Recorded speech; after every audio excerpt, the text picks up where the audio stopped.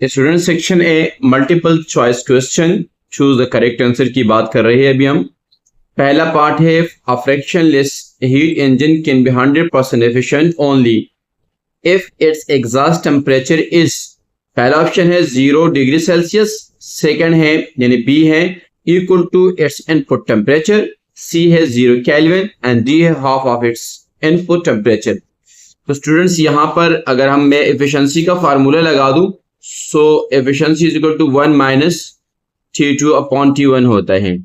ये हमारे पास exhaust temperature है और मैं इसको कंसीडर करता हूं कि ये मेरे पास 0 है और अपॉन T1 जो भी है मेरे पास 0 को T1 से डिवाइड करेंगे, किसी भी नंबर से डिवाइड करेंगे, it will be 0। So 1 minus 0 1 होता है।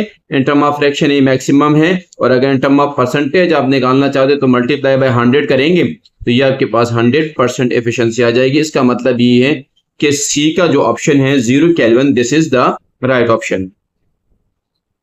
हाँ, सेकंड में पूछ रहे हैं क्या refrigerator with its door open the temperature of the room will rise, यानी टेम्परेचर बढ़ेगा कमरे का अगर हम रेफ्रिजरेटर का डोर को खुला छोड़ देते हैं, कम होगा, रिमेन्स कांस्टेंट होगा, राइज और fall depending on the area of the room, या बढ़ भी सकता है कम भी हो सकता है, डिपेंड करता है कि कमरा कितना छोटा बड़ा है।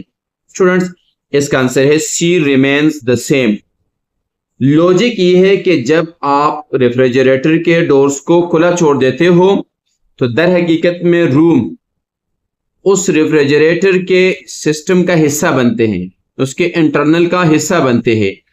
तो अब जब ये उस रेफ्रिजरेटर का हिस्सा बनेगा आपका रूम, तो जितना टेम्परेचर वो ड्रॉप करेगा, ठीक है, उतना वो उसी कमरे के अंदर वापस भी देगा।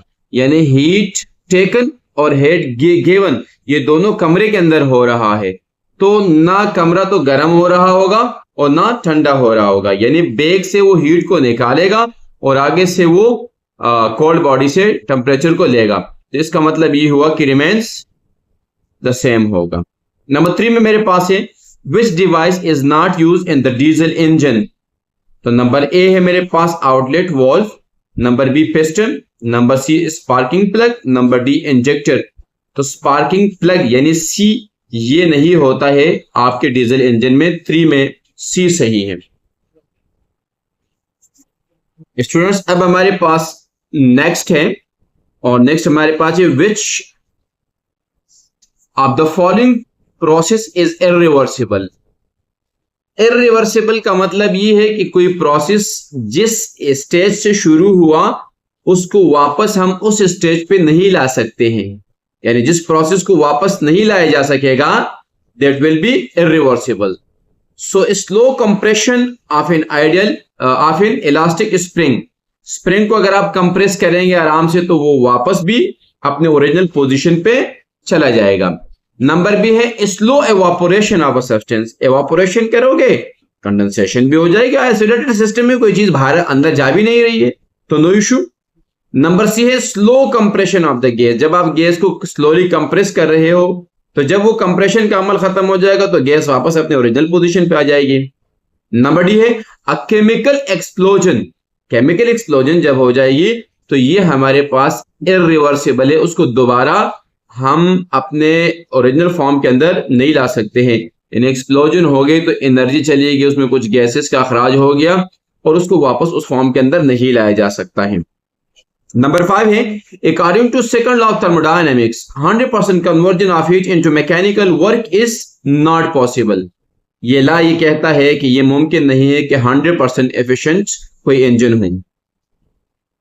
नंबर 6 है the change in entropy is given by, इसमें मेरे पास एक ऑप्शन है और वो है del S is equal to del Q upon T, B है del S is equal to del Q into T और सी है del S is equal to del U upon del T सिर्फ T, और D मेरे पास है del S is equal to del W upon T. तो पहला option सही है कि डेल एस यानी change in entropy is equal to change in thermal energy upon temperature. Number 7 मेरे पास है the net change in entropy is a system की बात हो रही है and the natural process is positive, entropy हमेशा बढ़ती है कम नहीं हो रही होती है। Number 8 the efficiency of the diesel engine is, पहले ही ऑप्शन सही है, ग्रेटर देन पेट्रोल इंजन। इसकी तकरीबन 30-35 होती है, उसकी 25-30 होती है, तो इसकी ज्यादा होती है। नंबर 9 है second law of thermodynamic states. Second law of thermodynamics state करता है, 4 ऑप्शन मौजूद है। ए है energy can not be converted, यानी एनर्जी को एक फॉर्म से दूसरे फॉर्म में नहीं लेकर जा सकता है। नंबर बी है एंट्रोपी डिक्रीजेस ओवर टाइम, वक्त के साथ एंट्रोपी डिक्रीज होती है। Heat flows from cold to hot body, और हीट जो है वो ठंडे जिस्म से गर्म जिस्म की तरफ जाती है। तो ये सारे ऑप्शन ठीक नहीं है। Entropy increases over time, entropy वक्त के साथ बढ़ती है। नंबर 10 है the process violate the second law of thermodynamics is refrigerator की कूलिंग। बिल्कुल, ये अकॉर्डिंग टू सेकंड लॉ है, हीट इंजन भी वर्क करता है। और heat flow from cold to hot body, ये तो तकरीबन सेम प्रिंसिपल बता रहे ए और डी। तो ये जो मेरे पास सी है गैस मिक्सिंग, ये वाला ऑप्शन दुरुस्त है। तो 10 में सी जो है वो करेक्ट ऑप्शन है।